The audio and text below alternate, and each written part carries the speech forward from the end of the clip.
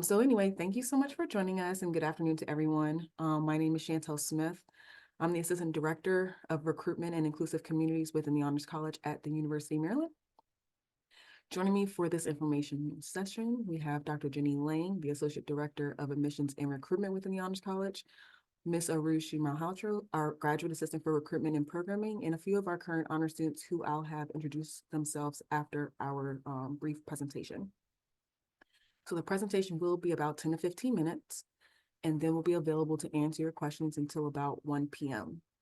Please make sure to use the Q&A feature at the bottom of your screen to ask any questions that you have. If you're having any technical issues, whether you can't hear us or something like that nature, you can use the chat area to tell us. If you see a question that has already been asked in the Q&A section, you can upvote it, you can like it, and then we can see it on our end that it is a question that multiple people are asking. So it'll kind of shoot up as a priority to answer that question. So without further ado, I'll go ahead and get started. So you might be wondering, what is the Honors College? So the Honors College at the University of Maryland is an opportunity for our invited students to join a community of faculty, staff, and other students dedicated to diversity, inclusivity, responsibility, and a sense of engagement within the world. The students who are invited to the Honors College will join one of our 8 unique living learning programs, which will provide each student with a community and opportunities to explore a focused curriculum as they pursue their honors citation, which is notated on their transcript. Most courses of the Honors College towards the citation will satisfy general education requirements. So the courses that students are taking will help them as they're working towards earning their degree. Basically, you can look at the Honors College as an enhancement to your education, nothing additional, just allowing you to have a different option of classes to take in order to fulfill some of your graduation requirements with a co-curricular component included. Our goal with all of this is to foster learning inside and outside of the classroom and to create a supportive, close-knit community for our students. So our 8 living learning programs offer students a wide range of concepts and ideas to explore that include cybersecurity, design, research, the humanities, business, globalization, and the life sciences. Students of all majors are welcome to join the Honors College, so none of our programs are major specific. Most students will earn their honor citation within their first year, 2 years at UMD, but they will remain members of the Honors College for all 4 years that they're with us, taking part in our social events, professional development events, and other research, internship, and study abroad opportunities.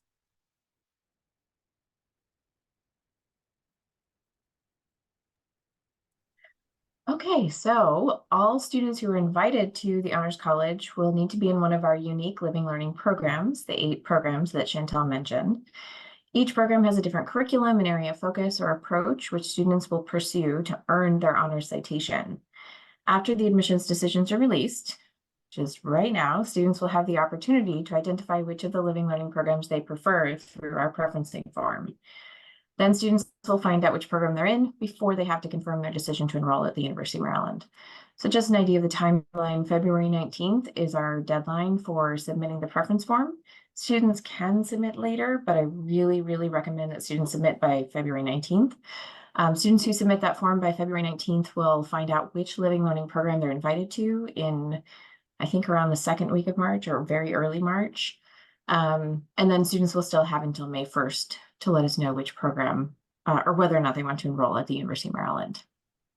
So a little bit about our 8 programs. So first, the Advanced Cybersecurity Experience for Students, always known as ACES. No one ever says the full title. This program develops successful, forward-thinking cyber leaders who create a safe world by embracing both the technical and non-technical aspects of cybersecurity. Design, Cultures, and Creativity. Students in this program explore the roles and impact of design in our societies and creative practices in ways that cut across STEM and non-STEM disciplines. These students are theorists and thinkers who investigate the digital age through designing, analyzing, and creating.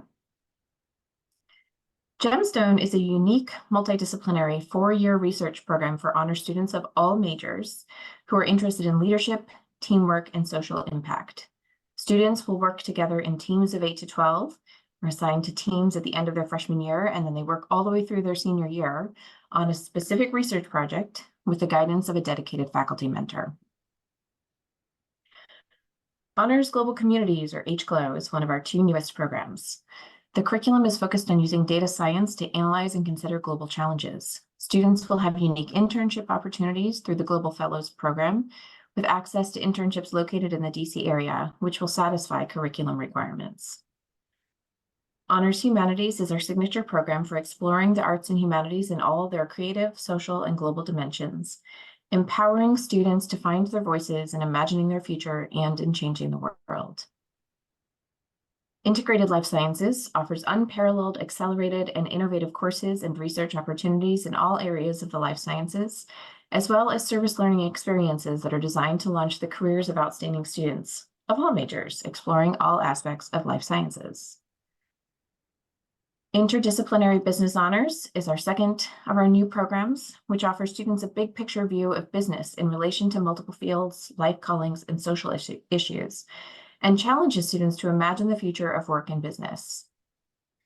And finally, University Honors is our oldest, largest, and freshly reimagined and relaunched program with an exciting curriculum, brand new residence halls, and program space in the middle of campus. This is a program which is not defined by a specific subject, but rather it draws on distinguished faculty from across campus to teach fascinating courses on big questions and ideas from different disciplinary perspectives, STEM and non-STEM. Students will pursue their curiosity wherever it leads, as they also encounter multiple perspectives of thinking. I want to be very specific. Every one of these programs is available to students of any major, and students should not choose a program because they think it aligns with their major. If they want to choose a program that aligns with their major, they can go more in depth in their chosen field of study. They're welcome to do that, or they can choose a program that's the complete opposite of their major, which will give them an opportunity to broaden their experience during their time here. So some of the benefits of being in the Honors College include the Honors College courses that we offer are small discussion-based courses, many of which are smaller than the regular courses offered to all University of Maryland students. Also, as I mentioned previously, our students will typically earn their honor citation, which is a notation on their transcript within 2 years. Although, as Jenny stated, Gemstone, which is our 4-year research-based program, is the exception. Those students will earn their honor citation at the end of their 4-year research study. Students are also able to connect more authentically with fellow honor students and with the faculty and staff that run their program. We offer study abroad, internship, and research opportunities both on and off campus. And our students participate fully in the life of the university. They are not siloed whatsoever. And in most cases, a lot of our students are members of many departments and student groups across campus.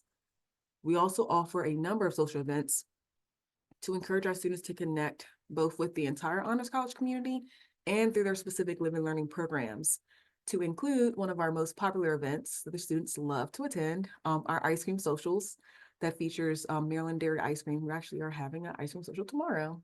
So.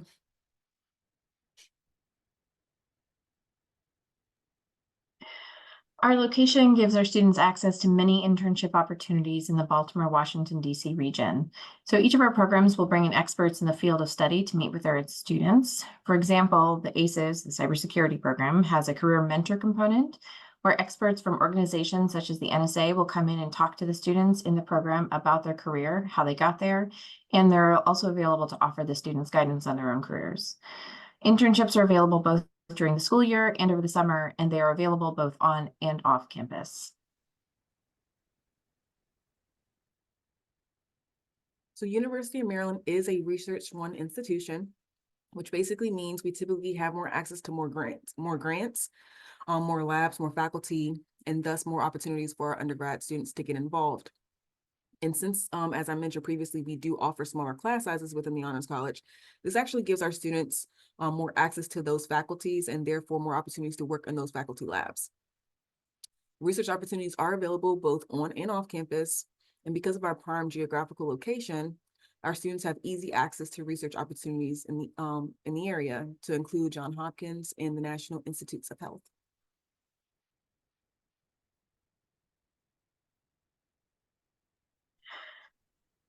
Many of our students are in majors that have very heavy course loads, which might make studying abroad for an entire semester challenging, but there are winter, spring break, and summer study abroad programs. We are back to regular study abroad programs post-pandemic, and our students have been very eager to travel again. There are possibilities, of course, for students to study abroad for a semester or even a year, and we recommend those students talk to their advisor about these possibilities as early as possible, and they should visit the study abroad office on campus. There is also, I believe, a study abroad fair at least once a semester where the study abroad office makes information available to students about the various options available. And some of our living learning programs do have a study abroad option as a part of the curriculum. So if that's important to you to participate in study abroad, it's a great way to pursue study abroad and to complete some of your citation requirements at the same time.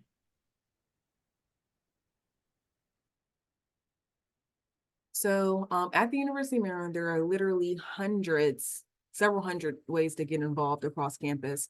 So your students will never be bored. They will find something that interests them.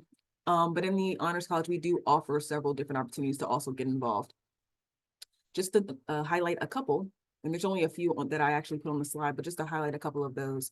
Our Honors Ambassadors is a volunteer student organization that consists of our current students who are available to talk with prospective students, like our student panel that's joining us this afternoon. These students participate in all of our on-campus and virtual recruiting events. And then also, each one of our living learning programs actually has a student advisory board, which serves as a connection between the students in the program and the faculty and staff who run the program. These students organize and give input for social events and program-specific activities outside of the academic curriculum.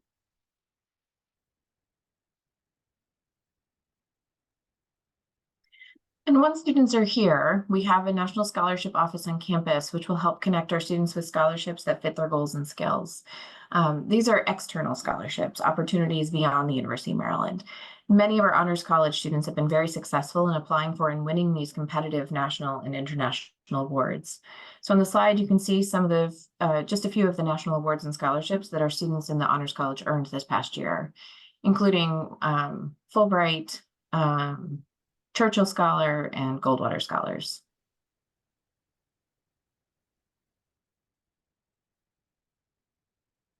And then here you can see some stats from our students who graduated during the 2022 school year, including spring, summer, and December.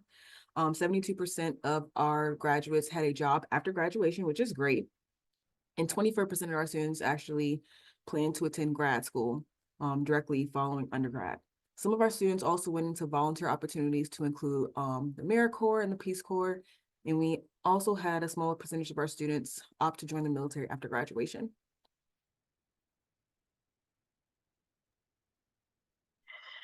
And finally, you can see some of the graduate programs our students attended and career placements. So some of the programs our students attended grad school will include med school, law school, veterinary medicine, library science, engineering, and anthropology. And some of those jobs that the students are currently working at include a systems developer and software developer, engineer at Amazon, a financial analyst and program manager at Microsoft Corporation, and some classroom teachers in local school districts. So this is just a small sample of the many places that our students go after they graduate. And that is the end of our brief presentation, just a general overview of the Honors College. We want to say, do not forget, Jenny already mentioned this early, but cannot stress enough. Don't forget to have your student complete their program preferencing form. It is due by February 19th. And again, it does not obligate them to attend UMD, but it will reserve their spot within our program if they decide to enroll. So it's very important that they get that in as soon as possible to us. If they do have any questions or concerns in regards to what the Honors College is or what it could offer them, please have them contact us at honorsadmissions@umd.edu. We are more than happy to answer any questions that they have. We're more than happy to answer any questions that you guys have. You can also learn more about our programs on our website, which is honors.umd.edu. We actually had information sessions all last week from each of our programs. And so those videos are actually posted on our website as well. So if you want to take a look you can kind of learn a little bit more specifically about what each program offers and hear from their students, the current students in those programs. And then feel free to follow us on Instagram at Terp Honors. We also, for the rest of this week, we actually are having current students do IG takeovers. So they'll be kind of showing a day in the life of a UMD student. So if you or your student is interested, it'll be a great opportunity to kind of connect that way.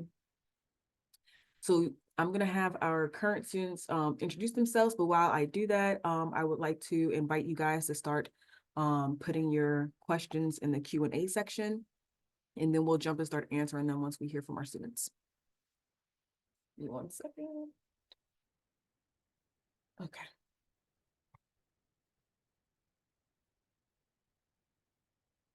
Alrighty, so we will have, Madam, you can go ahead and introduce yourself. Hi, everyone. My name's Maddie. I'm a first-year marketing and finance major, and I'm in the University Honors Program. Carolyn?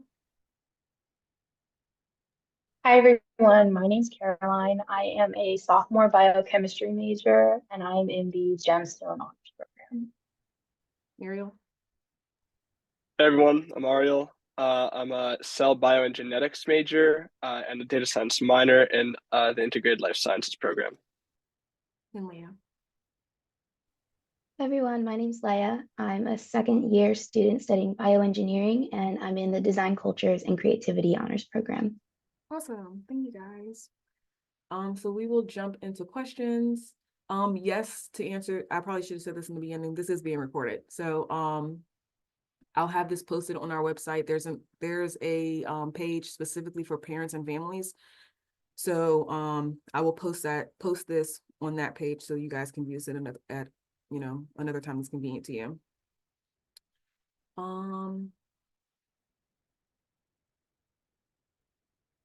Can you share how to determine which general education classes requirements are fulfilled by the honors classes? So like we mentioned earlier, each one of our programs has its own set curriculum. And those courses are designed to take the place of general education courses, but they could fall in different places. I don't know if I don't even know if, let me see. Here, I got it. Okay. Sorry. So courses are approved by a policy committee on campus to count towards gen eds, and you can view that information within Testudo's, which is our schedule of classes that's available online. It's testudo.umd.edu. You're welcome to take a look at any point. Just find the courses for each program. Each program has its own course prefix, and then on the schedule of classes in Testudo, it'll say what gen ed a course satisfies. Students, do you have anything to add to that? Anything that, like, advice you have for figuring how it all works? Yeah, I can take this one actually. So for RLS, I think in most honors, you can actually look, if you look up just whatever major you're in, you can actually go and look at the required courses. And a lot of time in the fine print, you'll be able to see some of the courses. So you'll see like for ILS, it'll be HLSC, so like HLSC 322, and there's like an asterisk, and it will replace BSci 222, which is genetics. Same goes for, a lot of the Univ 100 courses that you'll see on there. There's always an asterisk and then whatever it fulfills instead. So they do make it really easy. Also, if you go to any of the honors sites, it'll also tell you what they recommend you take every semester in that honors program.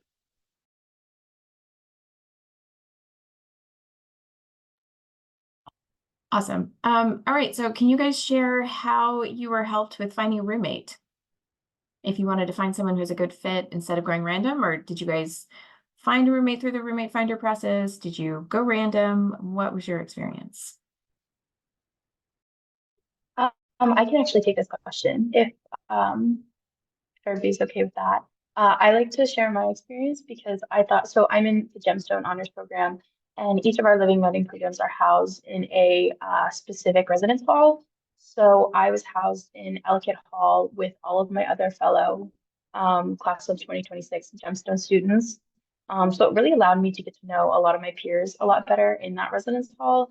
But I also went random just because I was a little bit intimidated by the whole selection process for finding a roommate. There are a lot of resources, like social media. There's, I know, an Instagram page for prospective students to potentially find a roommate, things like that. But that was just a little, like, that was kind of intimidating for me just because I felt like I couldn't really get to know the person that well before I lived with them.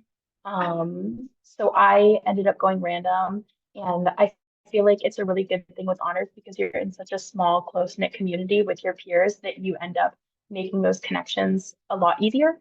My roommate was also a biochemistry major in Gemstone. We had a lot of our major classes together, and we still do, and she's still one of my friends today. So I feel like, especially with honors, the roommate selection process, it becomes a lot less daunting and a lot less intimidating because you will likely be paired with somebody that has a similar interest as you and in your same program. So you kind of know that they're a little, at least a little bit less of a stranger going into it. Go for it, Madeline. So my experience, I actually, I know that there's a UMD 2028 like Instagram page, or ours was UMD 2027, but and you can look at, like, everyone posts their little bio, and a lot of times they'll be like, oh, I'm looking into being in this honors program, or I'm signing up for this one. And so that's how I met my roommate. I actually noticed that she's like, oh, I'm in the university honors program. And so then I reached out to her, and then we were DMing on Instagram for a while, and then we ended up rooming together. And I have to say, there is like Roommate Finder, and there's also Going Random, which I know so many kids who did that, and they've met like their best friend as their roommate. But I do think like the UMD 2028 page can be very helpful for finding people who are in the same honors program as you. And also, I think that specifically for me, I switched honors programs right before. And I know someone asked like if that was possible. But I like sent a quick email after I toured the school saying I wanted to switch honors programs, and they were very accommodating with that, with space and everything. And so I would also agree that I've had a very good experience with that. It was very easy. And for everyone on the floor, basically, or in, because I live in Johnson Whittle Hall. And so I think everyone has a very like tight-knit connection, and you really can bond over the classes that you take, because I have met so many like sweet, nice people through these classes, and I think they're really like very interesting. So yeah, that's been my experience.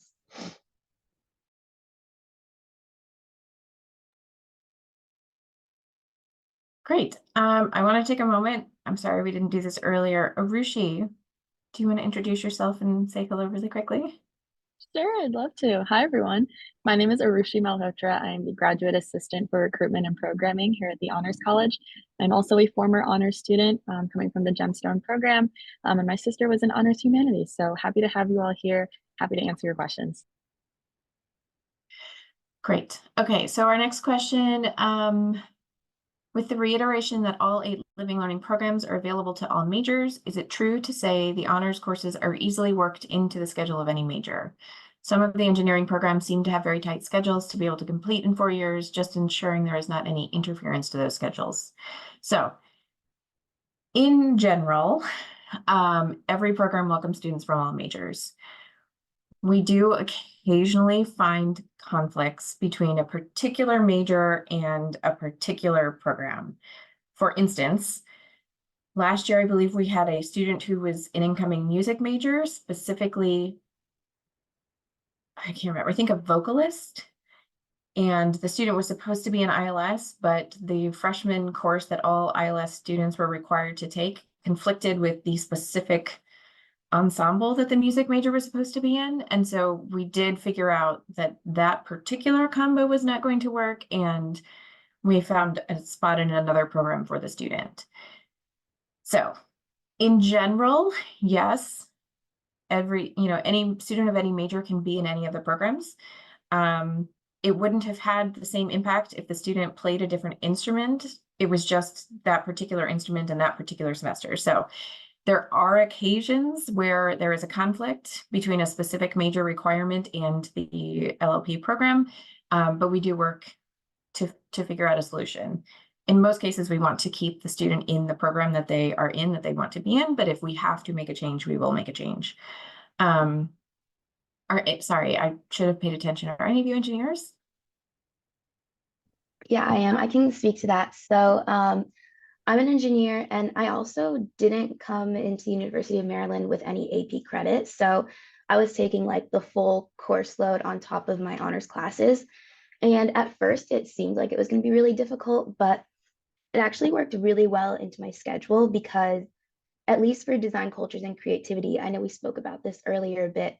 A lot of the classes I had count towards general education requirements. So it just means that I wouldn't have to take, say, a history class later on. So that's one way it worked really well with my schedule. But also, the directors of all the programs know that everyone in there is a hardworking honors student. So they know you have a busy schedule and they know you're working hard. And from my experience, the director of my program was very understanding, knowing that sometimes I was overwhelmed or sometimes I needed a small extension on an assignment. So, at least from my experience, it's been very doable because the professors are really understanding. They know you're working hard and they make it so that way all the honors college classes can somehow work into a requirement you have to fulfill.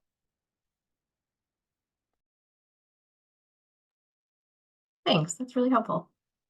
Okay, so next question, and I'm also going to address something that Madeline brought up. After school begins in the fall, if a student finds that their designated honors program isn't the right fit, can they switch to another honors program if space is available? If so, is there a timeline for making that decision? So we do have a process for students to apply to transfer programs. The timeline is that the application is available in spring of their freshman year. So students can submit an application to change living learning programs. They apply, the application is usually available early March through early April. And then if students are approved to change major or to change living learning programs, they will be notified. They can then decide, yes, I want to make the switch, or no, I don't want to make the switch. And then if they choose to make the switch, they would start in the fall of their sophomore year with the next year's freshman cohort. Our programs are very cohort based. So a student would then need to restart the new LLP with the next cohort. Madeline also brought up changing LLPs prior to enrollment. So as mentioned, we will send out the honors invites for LLP placement early March. If you do not get into the program you want, you're welcome to email us honorsadmissions@umd.edu. In general, we maintain a wait list for being able to make switches. And if we're able to make switches, usually that would happen in May sometime. We are not able to accommodate every single change request. It depends on our confirms, the students who decide to enroll at the University of Maryland. Last year, a number of our programs were over enrolled, so we did a lot of work to try to balance those out. But if we can make the change, we absolutely will. But it depends on space in each individual program. In general, about the middle of June is sort of the cutoff for making those changes. So just email us at honorsadmissions@umd.edu, really at any point, and we'll let you know what the situation is. We'll respond and make sure that we answer your questions. Whether or not we're able to accommodate your request, we will definitely let you know that. Okay, so there's a few questions about honors housing that I just want to let you know. So honors housing, how does it work? There were a few questions about like, oh, Chantel may have answered some of these. Okay. So basically what happens is you guys will get your LLP invite information in early March. You can submit the housing and dining form, I believe, starting in March at any point. You can submit that before you get the housing assignment or before you get the LLP information. You can submit it even if you want to change LLPs. Submit it whenever you are ready is the answer. Because at that point, there's nothing on the housing form that you have to say, I'm in a particular honors program. They're not asking you about that. Students, correct me if I'm wrong, if you remember, but my understanding is that the housing form asks things like, I'm an early riser or I stay up late, or I am incredibly, clean and I need to have a roommate who understands that. I cannot have someone who's super messy. So it's that sort of questions. It's not about your, which program you're in. So they need that information to help you make them roommate matches later on. But what will happen is in May, after May 1st, after, everyone's confirmed or declined, we, honors, will provide the Office of Resident Life with a list of our incoming honor students and which living learning program they are in. So if we make changes, throughout March, April, May, we keep track of that and let Res Life know. If changes are made after that point, we will let Res Life know so that then when they make the actual housing assignments, they know which program you were in and they will put you in the corresponding residence hall. So in short, submit your housing and dining agreement whenever you are ready to submit. Don't worry about which program you're placed in. That is something we will manage later on. Okay.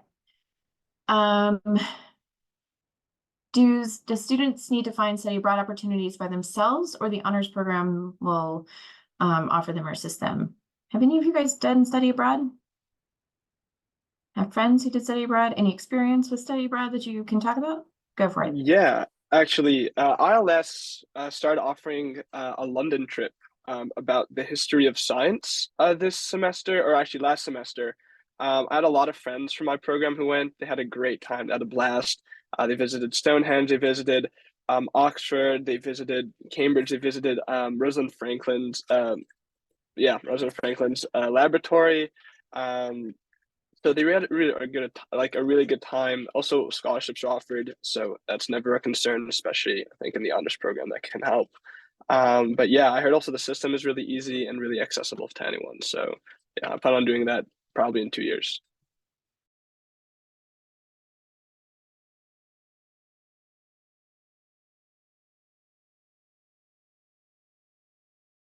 Okay. So there's a question about if a student didn't receive the major they're interested in a limited enrollment program, would being in the honors program give them an advantage or edge to being enrolled later? Do you know what criteria bring gateway requirements is critical for CS enrollment? So just to be perfectly frank, CS is very competitive. As I'm sure you've heard, you're aware, there's a limited number of spaces now in CS. In general, there is no guarantee that students who enroll at UMD and apply for the complete the gateway requirements and then apply to join CS, as a current UMCP, there's no guarantee. There's a limited number of spaces there. So I don't know if being in the honors program will give students an advantage or not. I think the important thing is that you complete the gateway requirements and have a competitive application. This is the first year that CS has been quite so limited, so I don't have any experience with that yet. I think if you have additional questions about that, they should definitely go to the CS department for that. Next question. It sounds like all the courses you take outside the program in your major will be the same, whether you're in honors college or not. Is that correct? What is the advantage of being in the honors college with respect to your major and degree?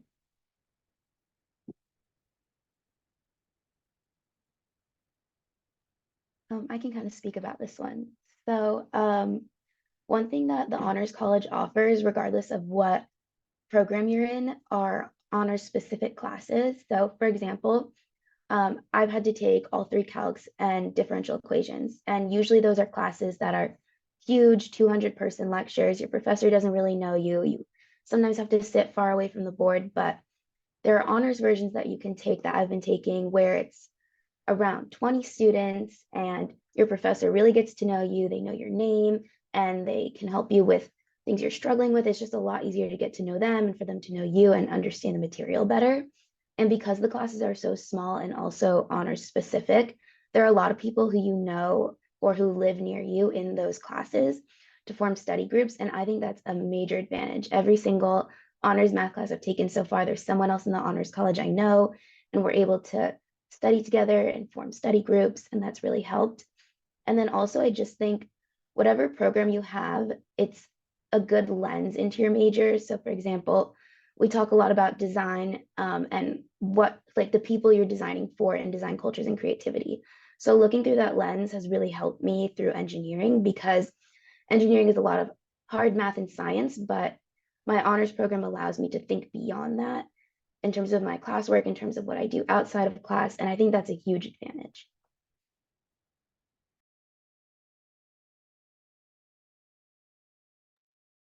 Anyone else have anything to add to that? Yeah, I guess I can just real quick say, definitely not the same courses that would just be, I would otherwise take last semester. The first class for ILS is a bioinformatics class, really interesting, really relevant, really up to date. So that definitely opens up a different perspective as a bio major that I'd normally not see until maybe being a senior. So it really adds that extra layer of fun and really just intriguing information. I also got a question about if it's too much more work, especially because I know there's a lot of bioengineers. There's a ton of bioengineers in ILS. There's a ton of different, any other kind of engineer.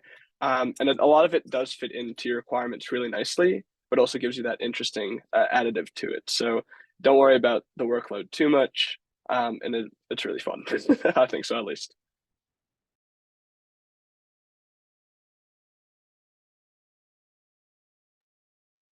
Thank you. How is it decided which of the living learning programs that students are placed in? So first, I will say we do our best to get students placed into the programs that they have selected first, second, or third. I think last year we placed in the first round like 1,900 students, and I think maybe 20 of them were in a program that they listed fourth or higher. So it's a pretty high percentage, a pretty high number of students that we place as high as possible. Every program has a specific number of students that they are able to enroll each fall, each freshman class. UH is our largest program. We enroll around 450 students in that program. The next largest is Gemstone with around 150 students in the freshman class.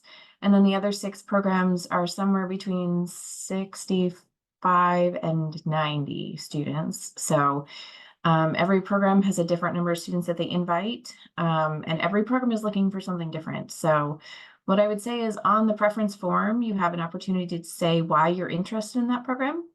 Talk about why you're interested in the program, not in the residence hall. So, like life sciences, ILS is looking for students who are passionate about biology. Okay. Cybersecurity program ACES is looking for students who are really interested in studying cybersecurity. Honors Humanities is looking for students who have participated and want to continue participating in a variety of humanities programs or, studying those subjects. So they're really looking for students who are interested in their program. So that's my recommendation, is to make sure that you explain why you're interested in the program. All right, HAs, could you each talk about your experience and living conditions in the different residence halls? Which halls did you live in, and what was your experience in those halls? So for me specifically, I'm in university honors and I am in Johnson Whittle Hall. And so I think for university honors, you get either Johnson Whittle or Pion Chen. And so personally for me, I've had a great experience here. It's very in the heart of where all the other freshmen are on North Campus. And I feel like that's a very nice community that we can build together. And so especially getting to know everyone on your floor, like I was mentioning earlier, that's also in university honors, I think is very cool. And for me, these dorms, for me, I think Johnson Whittle, I think is like a couple years old. I think it's recently built, but it's very nice. It's very nice. Basically, I've had no problems, honestly. I'm actually in a little study room right now in Johnson Whittle in the little corner. And so they have a lot of little nooks and crannies to study in. If you don't want to go far, it's very close to dining halls and the university honors main center, I guess. And so I think everything is very close to you, as well as Epley, the gym. But so with proximity, that hasn't been an issue. I've also had like air conditioning, but overall in Johnson Woodle, people whenever I say I'm in Johnson Woodle, they'll be like, oh, like you have the nice dorms. But yeah, I've had a great experience. Okay, so I just want to specify, UH students are placed in two of our newest residence halls. So Pyeongchang and Johnson Whittle are right next to each other with a separate building that houses the Yahentamiti Dining Hall, which is the newest dining hall on campus, and program space for the University Honors, which includes staff offices, classroom space, and sort of like hangout space for UH students. And so, correct me if I'm wrong, folks who remember.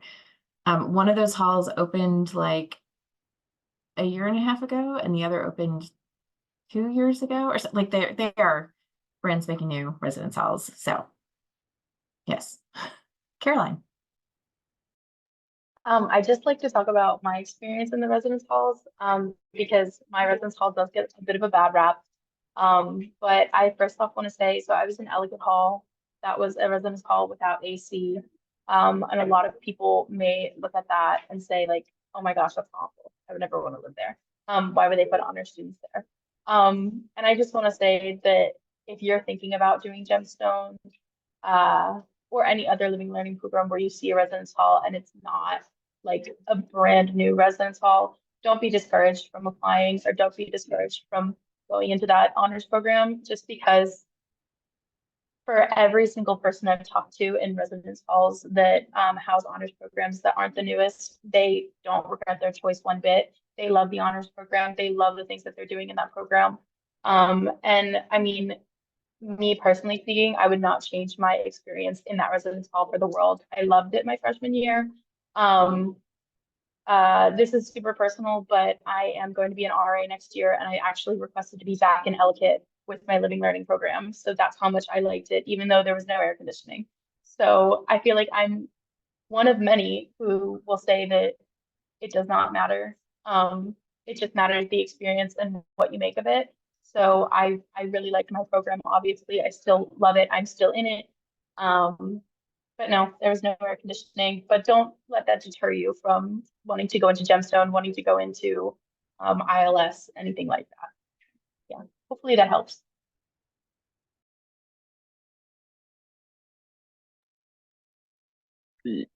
Yeah, I guess to follow up what Caroline said, ILS. We're also really close to all those halls. Actually, my room overlooks Pyeongchang and Johnson Whittle. We're right next to the Y, so you're 2 steps away from the dining hall. I'm a step and a half away from Epley, which is our recreational center. Every morning at 8, I'm there. So if you're here next semester, come meet me at Epley at 8. So it's like such a great location. I think all the honors colleges really do that. I guess I can talk about IBH and Prince Freddie, but we're kind of a middle, I'd like to say, between Pyeongchang and Johnson Whittle and Ellicott. We do have AC. I think the AC thing is very, very hyped, but you really are only using it for like the first 2 weeks. You're gonna be okay. It's not a problem. I don't even use my heater. Like I haven't used heat once. The temperature is great. But I think the biggest thing about my experience, you can see I'm in my dorm right now. You can see the flags. I love it here. I love my roommate. We've been getting along great. ILS is really great too, just because, and that's my favorite part about the resident experience, is the togetherness. ILS occupies 2 floors, the top 2 floors of La Plata Hall. And we're all here. We just had a genetics exam yesterday. You could find on Sunday night, right after the Super Bowl, we were all in the common room. We were all working together, working until, not too late. We did get our sleep, but that coming together, that being able to meet everyone, you walk in the hallway, you say hi to everyone, that communal experience is by far the most, amazing and really bringing together experience I've had, and I've really met my best friends in college up until now through this. So I would really not trade it for the world. So I can add a little bit just about Prince Frederick, since 3 of the living learning programs are housed there. So design, cultures, and creativity, interdisciplinary honors, and then ACEs are all in Prince Frederick Hall. Unlike some of the other ones, it's on South Campus, so right next to the business school. I personally love being on South Campus. There's a lot of greenery, there's a giant field right outside, and I find it to be pretty quiet and homey. One thing I really like about Prince Frederick is that each floor has its own lounge and also a separate study room. So you're not really arguing with people over whether to be loud or quiet because one room people are talking and one people are being quiet. So it's great. My suite mates will say that I basically live in the study room.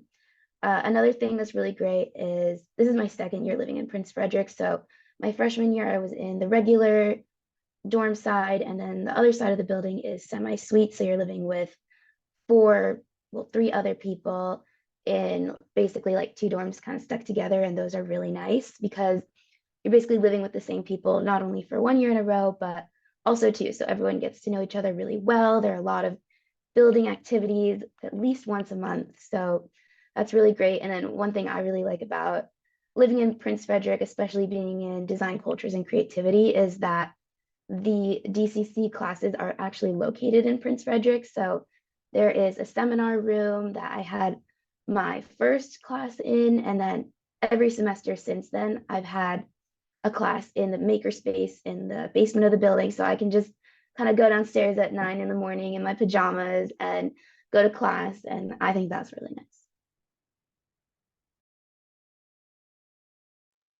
All right, thanks everyone. I just want to mention, so we've mentioned 6 of our 8 programs. So UH, Gemstone, and ILS are all in North Side. Is that right? ACES, DCC, and IBH are all located in Prince Frederick, which is on South Campus. The last 2 programs are Honors Humanities and Honors Global Communities, and they are actually in residence halls that are right next to each other.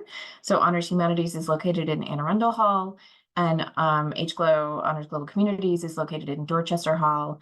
They are both very close to STAMP, very close to McKeldin Library, very close to, you know, some academic buildings, very close to the mall, the center of campus. So we are spread out all over campus, but we have residence halls available for our students. Do you think there would be a chance that the May 1st deadline for acceptance may be pushed further due to FAFSA delay? I don't know. Just a short primer in case you're not familiar. FAFSA is new this year. There have been apparently problems with the rollout. That is not University of Maryland. That is the federal part of FAFSA. And so we will wait to see. We have not heard anything. I have not heard any rumors. I know that I believe there are universities in California that have delayed their confirmation deadline, but University of Maryland has not said anything. So if that decision is made, I am certain they will communicate that out. You will probably receive many communications about that if that decision is made. For now, my suggestion is plan on May 1st. And then if there is a delay, the university will certainly let you know. And just to be clear, if your admission, you know, confirmation is delayed, everything else that goes with it will fall with the same deadline. So yeah, if that changes, the university will communicate it. Okay, so for students, as current students, are you made to feel like a human being, or is the university so large that you feel like a number? Does University Honors or any of your LLPs, I'll edit, help make it feel smaller?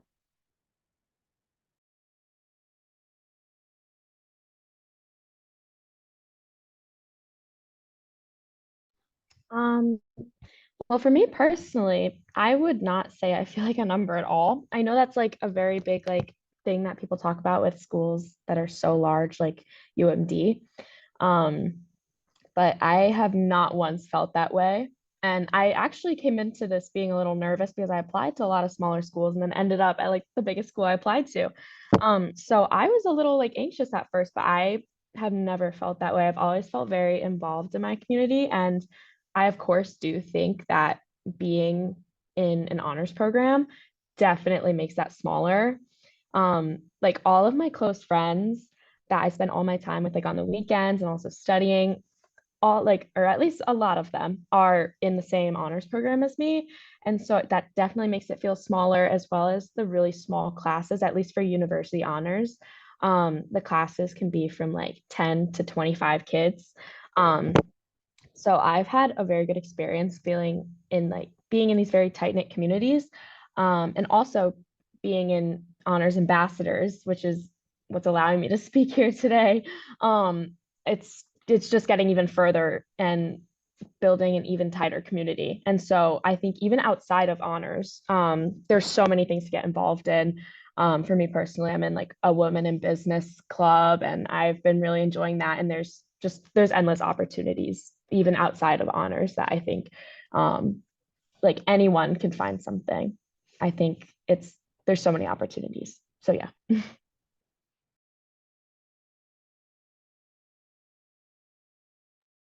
I also feel like that I completely agree with everything you just said. You hit it like so good. You hit that point very well.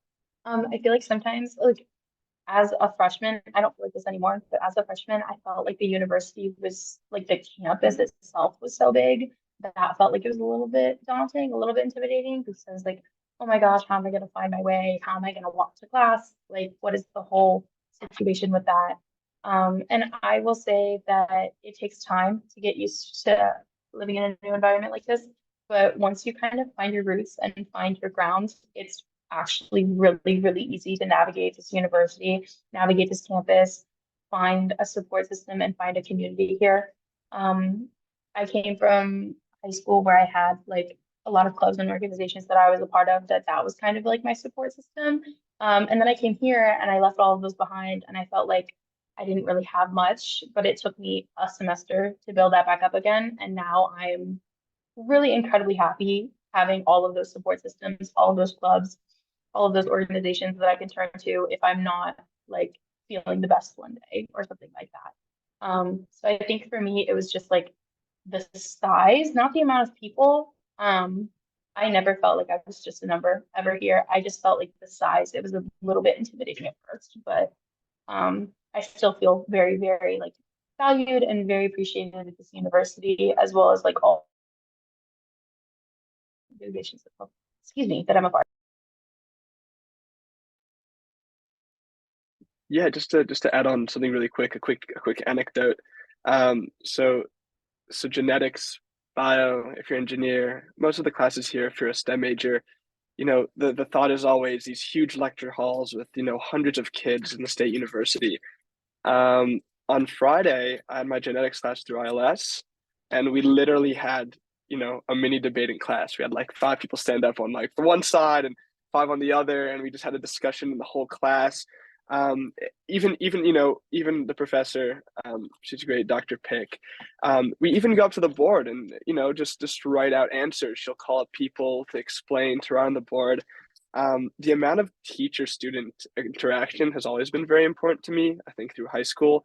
And one of the greatest things I found really through the honors college is the ability to continue that in a university as big as this. Like, this is not something like I would have never dreamed that I would be able to, go up to a board in, a genetics class, which is a gen ed for bio, right?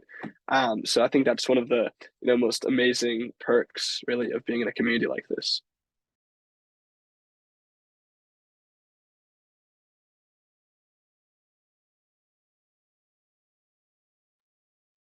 Awesome. Thank you, guys. Well, it looks like we're running out of questions here. So I'll start asking the students questions, but if you guys are guests have any more questions, put them in. The question is, are you required to live on campus as a freshman if you're part of the honors program?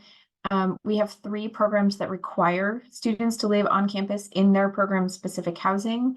Those programs are ACES, which requires students to live in their housing for 2 years. ILS, which requires students to live in their housing for 1 year, and IBH, the business program, which requires students to live in their housing for 1 year. So 3 of our 8 programs require students to live in their program housing. The other 5 programs strongly encourage students to live on campus and to live in their program housing, but do not require it. So if you're in one of the other 5 programs, you can live in the program housing, you can live on campus somewhere outside of the program housing, or you may choose to live off campus. That's fine. I'm going to shout out this comment from David George. Thanks to each of you. You are great representatives of the university and program. Thank you, HAs. You are wonderful. I agree. Does having AP credits affect honors classes? You guys know the answer to this? I think I'd take this one. I came from a school that was very heavy on APs. For any Montgomery County people here, I'm sure there are. I went to Churchill. If anyone knows Churchill, very, very intense on APs. I came in with 40 credits from APs. So, that definitely can make life easier. If you don't have any, don't worry. You're completely on the right track and you're going to be just fine without them too. Everyone goes through the same process.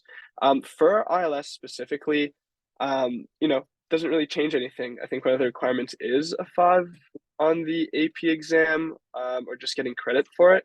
And I think it's the same for IB. So for me personally, I'm taking the same exact courses as all my friends.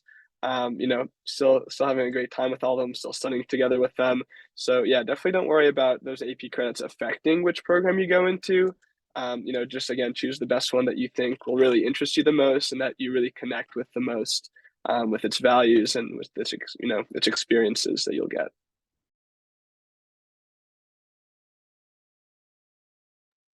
Yeah, just to add, kind of coming in from the opposite end, also from Montgomery County, but I didn't come in with any AP credits, as I mentioned before.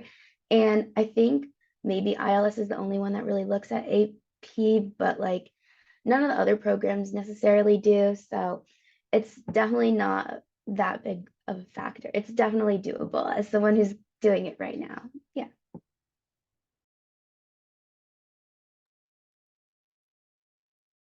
All right, I do want to specify that generally the courses AP credits do not satisfy honors requirements. So your AP credits will come in and they will satisfy a bunch of gen eds. Most likely they might satisfy some major requirements depending on the classes you've taken and what major you're pursuing, but they generally will not satisfy the requirements for the honors citations, the courses that you take within your living learning program. Those are very unique courses that you really can't bring in any outside credit for. And also because it's a cohort program, part of the point is taking classes with your cohort. So there's a question about where can we find a list of courses that are available for each LLP. I'm working on putting in a link to the scheduled classes and the course prefixes for each one, so I'll finish that in just a moment. Question, we are nearby. Can we meet up with an ILS honors ambassadors, GEMS ambassador, and university honors ambassador this week or not next Monday? Not this week, probably. If you come next Monday to President's Day, oh, no, that's for prospective students. Sorry. I don't think this is something we can necessarily arrange this week or before the preference form is due. If you have questions, feel free to contact us, honorsadmissions@umd.edu. We will answer your questions. I do want to plug a couple things. One is honors ambassadors are offering hosted days. So I'm sure Chantel is working on this. She'll put in the chat a link to where you can find a form to fill out and submit a request to do a hosted day, which means you can either do virtual or in person. If you want to do virtual, we'll match you with one of our HAs and you'll have a phone call or Zoom or FaceTime, whatever works for the combo. If you want to do in person, we will match you with one of our current HAs. And you'll arrange a date that works for both you and the student, and your student can come and shadow one of our current students, attend classes. Depending on how long you're available and our student is available and the timing matches, you might go to lunch with a student, meet some other students from the program, attend any clubs or activities that they may have going on. Have any of you done? 3 of you are brand new HAs, so you haven't done a hosted day. Has anyone done a hosted day? No. All right. Great. Plug. Please fill out the hosted day form and get our students some hosted day experience. They'd love to meet your students and see them on campus. If a student is interested in a couple or 3 of the programs, should they still rank all of them or choose one they are really interested in? Okay, so this is Chantel's typing an answer. I see that. But just to reiterate, in case any of you are just joining us and missed some of the questions closer to the beginning. Students should list programs that they are interested in. We do our best to get students invited to the program that they list first, or they list second or third. The vast majority of our students are invited to a program that they've listed first, second, or third. So, you know, put in, your students should say why they're interested. We want to know that students are interested in the program, again, not interested in the particular residence halls. So that's what we're going to try and match, is students who are interested in the program. And again, preference form deadline is February 19th. We really strongly suggest that students submit that form by February 19th. This does not commit you to the University of Maryland. It means you will find out which living learning program you're invited to. That will happen beginning of March. So students will get an email information about which program they've been invited to in early March. And then they have until, as of now, May 1st, to decide whether or not they want to confirm their enrollment at UMD. Okay, are there required, oh wait, let me address this question that popped up. Do the honors students still have to fill out the housing agreement? Yes, yes, yes, yes, yes. You have to fill out the housing agreement. Yes, absolutely.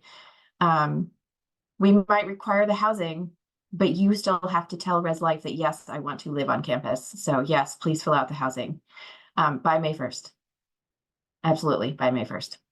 Are there required suggested check-ins with LLP advisors, and how often? HAs, take it away.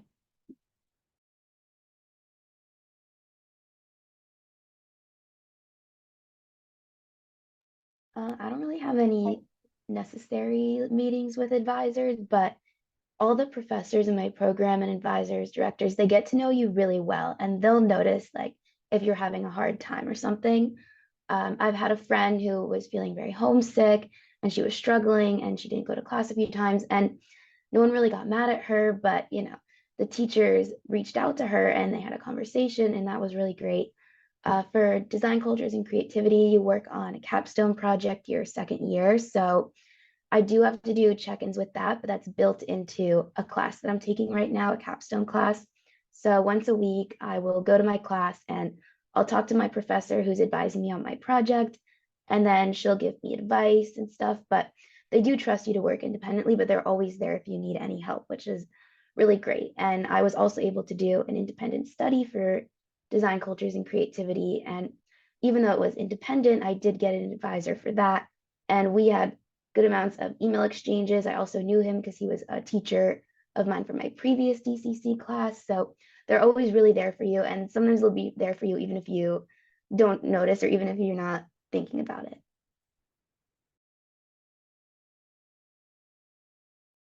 I just kind of want to add about like the university in general as well as Gemstone. For Gemstone, and I'm sure for all the other honors programs, we have like student like mentors, student ambassadors. So these are like upperclassmen that can help kind of guide you if you were to have any questions. And you're not required to do check-ins with them all the time, but they do say like, hey, let's meet up, let's get coffee, let's chat about classes, how are you doing? Which I really, really liked because it kind of gave me like a avenue for an upperclassman so I could ask questions who was kind of in the same field of study as I am, which was really a really great shoulder to lean on, like Leo was saying. Um, as well as in terms of like the university checking in, you are required to meet with your advisor once a semester to make sure that you're on track to graduate. That's not something that's Honors College specific. That's all majors, all people at the university have to do that. So each semester you'll go and you'll present your four-year plan and your classes and things like that with your academic advisor, and then they can best guide you on how to graduate on time. But then in Gemstone with my mentor, I kind of sat down and I created my four-year plan with her. And it kind of just made me feel more secure because I could get the help that I really needed and the check-ins. And then finally with the honors like program directors, um, again, like Leo was saying, they're kind of built in. Your honors directors will get to know you very, very well, and you'll see them and they'll just say hi. They always have time to chat. They're really, really approachable, every single one of them. And yeah. I just realized while Caroline was talking how lucky I am because I actually have the full shebang. I am also pre-med. So during my freshman semester, my freshman fall semester, I had a meeting with the required meeting with my academic advisor for my major, which is required to sign up for classes the next semester. I had a meeting with the HPAL, which is our pre-med help almost center. So I had a meeting with that advisor. ILS now has a requirement to meet with our head basically of program, which is Jayla now, which she's great. She's amazing. She's always there for us. She's always so nice to talk to, always gives you hot chocolate with your talk with her, which is amazing. Um, one of the best parts besides obviously talking to her. And more than that, Jayla actually just started an initiative at ILS, which is called the ILS family. So you are paired, so 3 freshmen are paired with with 2 upperclassmen in ILS, and they kind of help you that first freshman year. We went out to boba together. We did a scavenger hunt together. We got food together at the Y. So you really get all these support systems through the Honors College because this is a hard process. I'm a first generation college student in the US, so I don't really know anything about the system. So if you're in the same boat as me, or even if your parents did go, this is still a very daunting process. And the Honors College sometimes can make it a bit scarier just because it's a lot of very high achieving people. But remember, whether you're the parents of that high achieving person or you're the student, remember you're there for a reason and you have all the resources in the world to help you. So you really will be fine. So for me personally, I'm not pre-med, I'm a business major, so I didn't have to meet with that many people, and I'm just a freshman still. But last semester, as a requirement for being in university honors, if anyone's looking into that one, there's a 1 credit class that we have to take, like a gateway seminar, and that's basically where we're given like a mentor who leads some of our classes. We have it like once a week, and it's very just to orient new students onto campus, and specifically like with the workload that comes with being in an honors college. And I think that class really helped me, first of all, like build my resume, or look for like how to look for internship opportunities, or how to manage my workload along with all these honors classes. And I think that was a very good opportunity to meet with my mentor. She always gave like options, like, oh, like come down here, we'll have like some hot chocolate, or like taco night, give out some free popcorn. And there's like opportunities like that can really make it more tight knit, and you feel like you can open up to your mentor. And I think my mentor was even like a junior, so she was still going through this whole process as well. But I think it's very comforting to hear from someone who's also a student, about how to orient yourself on campus. And so it was kind of a relief talking to someone, where I didn't feel as intimidated. And I don't know, this probably goes for every other like honors college, but I'm sure that in other honors colleges too, like there will be help and mentors. But for me personally, I've been very supported along the way. All right, thanks everyone. So there's a question about course sizes and honors courses and the other honors courses available. So I just want to hopefully maybe clarify. There's courses that students take as a part of their honor citation. And so, depending on which program you're in, if you are in DCC, you take the DCC courses, the course prefix is HDCC. If you are in ACES, you take the ACES courses, the course prefix is HACS. So every program has its own set of courses. In addition to that, there are H version courses, which is an honors version. I'm frozen. I'm gonna keep going. An honors version of a regular course. So, for example, someone mentioned, maybe it was Leah, Calculus. mentioned, thank you, yes. The honors version of the calculus course. So Math 140 is the regular version, I believe, and Math 140H is the honors version. Leah, was the H version a smaller version of Math 140? Yeah, by far. We had like 20 students in it. Yeah. So Math 140 is offered as a lecture regular, but the Math 140H is a smaller offering. Students can choose to take an H version of a regular course like that, if you're in honors. You don't have to. It might depend on what's, fits in your schedule also. There's a limited number of those available. Additionally, there's a departmental honors option, which is for upper class students. It is available to students who are, in honors as freshmen through the LLP program. And it's available to students who were not in honors in the living learning program that they can pursue later on. It is for upper class students. It is specific to your major. It is a research-based, working with an individual faculty mentor option. So that is also available. So that's a lot of different types of honors classes. Hopefully that answers the question.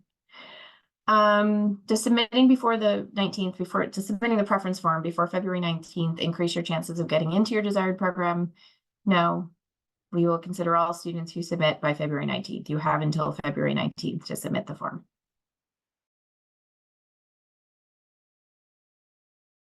About the Honors College Scholarship. I just want to clarify, there's not a specific Honors College Scholarship. Students invited to honors do not automatically get a scholarship. So some students will receive a scholarship, some will not. If you receive an academic merit scholarship, yes, there is a 30 credit minimum per academic year. Academic courses that you take at the University of Maryland will count towards that 30 credits. So if you're taking an internship that includes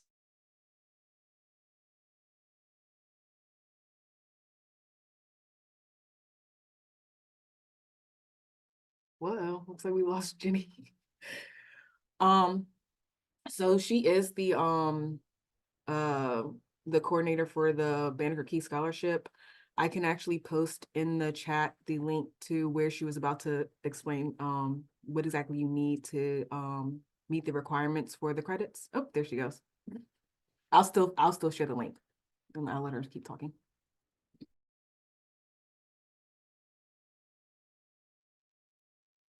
Sorry, I don't know where I was. I don't know what you guys heard. You were you got cut off when you were saying talking about the internships and how it can be counted as credits, or if it's counted as credits. Oh yeah, if you're participating in an internship that has a class registration, then yes, those credits can count. Any class that you're registered for at the University of Maryland can count towards your 30 credits required to continue maintaining the scholarship.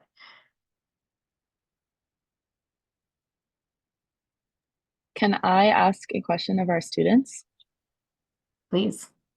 Alrighty, so as the grad assistant, I get to work with several of our amazing honor students, and I'm always impressed by how involved they are on campus. And I love showing that our honor students are not just in class all day, they get to do lots of fun stuff outside of class. So students, would you mind sharing a couple of things that you do in your free time, any clubs that you're in? And for our first year students, are there any clubs that you would like to join in the future?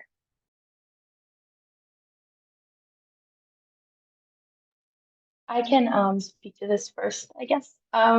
So outside of my major and Gemstone, my honors program, I'm also involved with Greek life, which I really, really enjoy. I'm the fundraising chair for my Greek life organization. I really, really like that. I'm also a tour guide for the university. So I give tours pretty much every week. I love that as well. That's not only giving tours, but meeting new people, making new friends. I'm also in the crochet club, which is just kind of like they meet once a week on Tuesdays, and we just get to talk and crochet. I think that's it. That's like the big things that I do on campus, as well as being an honors ambassador. Um, but yeah, mostly Greek life, tour guide, and Gemstone. Gemstone, I'm also involved with like the leadership council for Gemstone. So that does take up a bit of my time as well, but we get to plan fun events and um like just fun things to do around campus.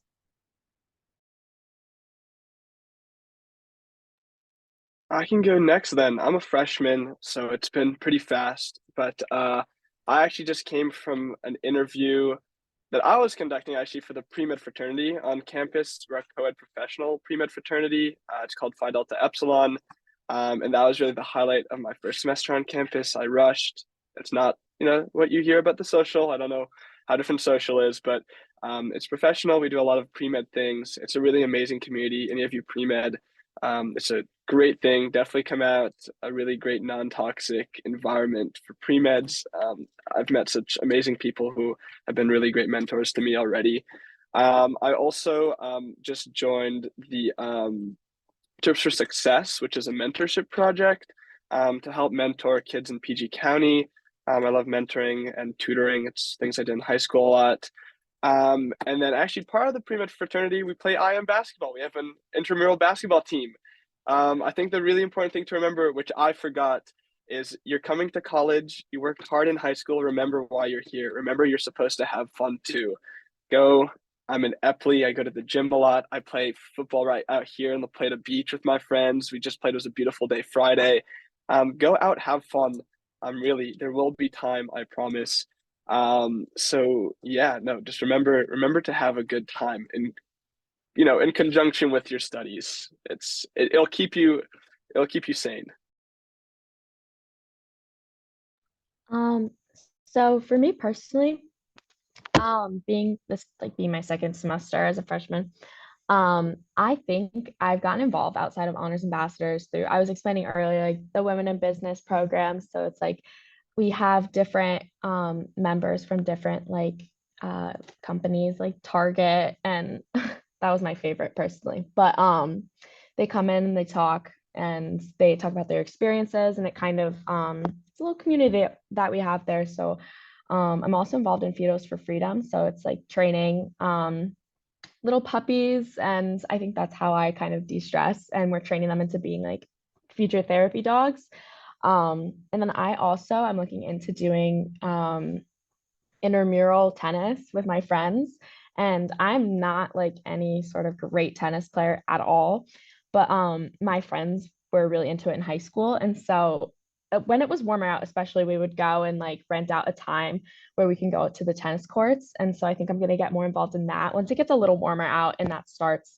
But I really do recommend getting involved in at least something, especially your freshman year. Like I think I'm looking next semester into joining Greek life. And so the opportunities are endless and everyone can find something. Yeah, so for me, I'm pretty involved with the Hill on campus, so I do spend a good amount of time there. I also got involved in intramural sports my freshman year, and it was pretty fun. It was at nights. We did intramural soccer. It was me and a bunch of people from my dorm, and we were also competing with other people we knew in our dorm. So it just kind of created this huge, battle that was really fun to be in. And I'm working on convincing my friends to do intramural volleyball with me, but they're pretty stuck on doing softball. So we'll see how that goes. Other than that, I really like going to the sports games. I mean, we're a pretty big sports school, and I am not actually the biggest sports fan until it comes to the Maryland sports. Like, you'll see me at all the football games, all the basketball games. They're just so much fun knowing all the cheers, and you get a lot of free t-shirts. And our football team is also getting pretty good. So for me, that's like definitely a big plus and a thing that I like to spend my time doing.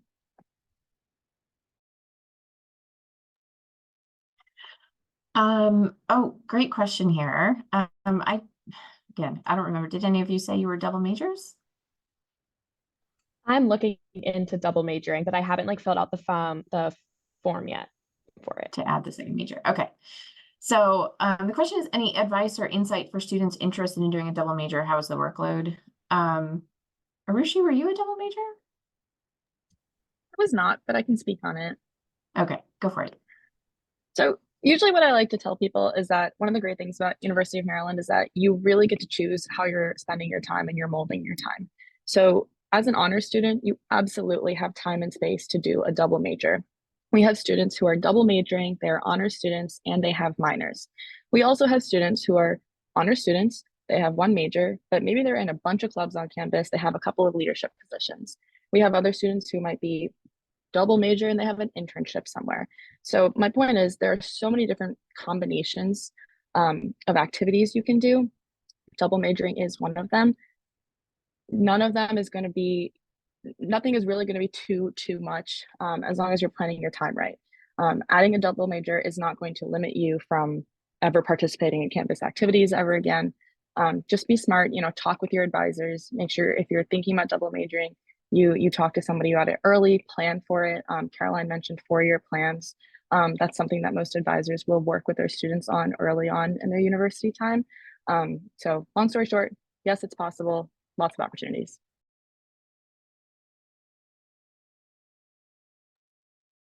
Thank you, Rishi. So next question is how many honor students will receive full Banneker key and how many will get partial? First of all, I just want to specify the Banneker key invites have already gone out and fewer than 400 students were invited as a semifinalist. So it is very competitive.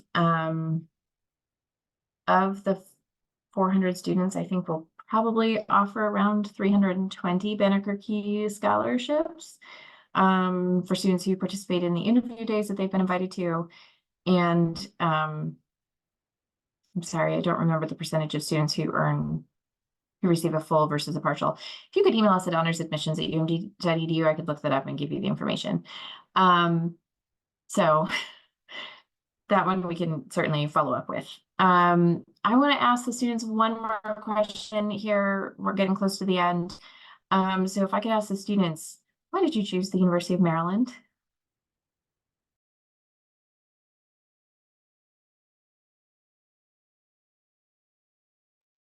So this is something that we say, like I said before, I'm a tour guide. This is something that we're supposed to say at the end of our tours to just kind of be more personal. But I personally chose it because I did go on a tour here. I went to an admitted students day tour and I was kind of hesitant, like Maddie was saying. I applied to mostly smaller schools and I was like, do I want the smaller aspect or do I want the bigger aspect? I had no idea. But then after coming and seeing university, seeing how many resources we had, seeing how many clubs we had on campus, how many organizations, how many things I could get involved in, proximity to DC. I'm also pre-med and I just was kind of convinced with all of the resources, like the abundance of internships, our proximity to places like the FDA, NIH, Children's National, just so many things location-wise, as well as just things that I could be involved in on campus. As an honors student, I felt like very like I was very appreciative of my honors invitation, which is another big reason why I did decide to come to the University of Maryland. I thought that it was a great program, and I don't regret my decision at all. I love the University of Maryland. If I could be a full-time student here forever, I would be, but I can't. So I can only be here for 4 years, which I'm sad about. But yeah, that's a little bit about why I came to Maryland personally.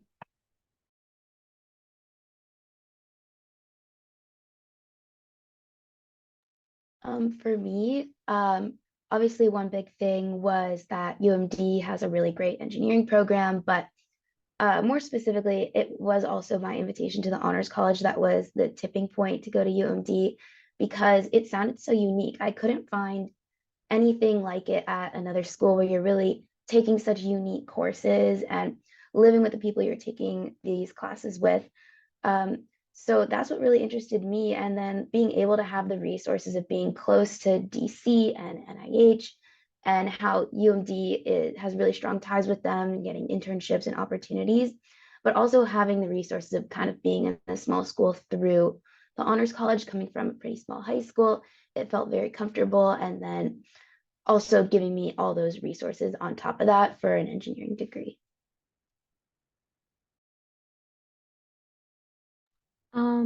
So for me, I guess I chose Maryland because first of all, it was like the farthest school I applied to. That was like not my intention at first. But when I also went to the admitted students tour, and I just absolutely fell in love with it. And although the big campus was a little intimidating at first, I really liked the opportunities I got here, and I really felt wanted basically. I feel like the University of Maryland really, like, they caught my eye, and I think they really showed that they wanted me to be a student there. And I felt very, not just a number, like someone was saying, I felt very like a person. And also I think the Honors College also really did it for me because it's a really tight-knit community here. And you can get involved in so many different things to make it so much smaller. And also like the location being close to DC, and I live 5 hours away. So I think this was really an opportunity for me to get out of my comfort zone and like explore something new outside of my little bubble. And so I think I've taken a lot of big steps through coming here. And so far, I've loved every single moment. So yeah. All right. Yeah, so to round us off, I guess, I'm on the opposite side of that spectrum. I'm very close, honestly. I'm 30 minutes away.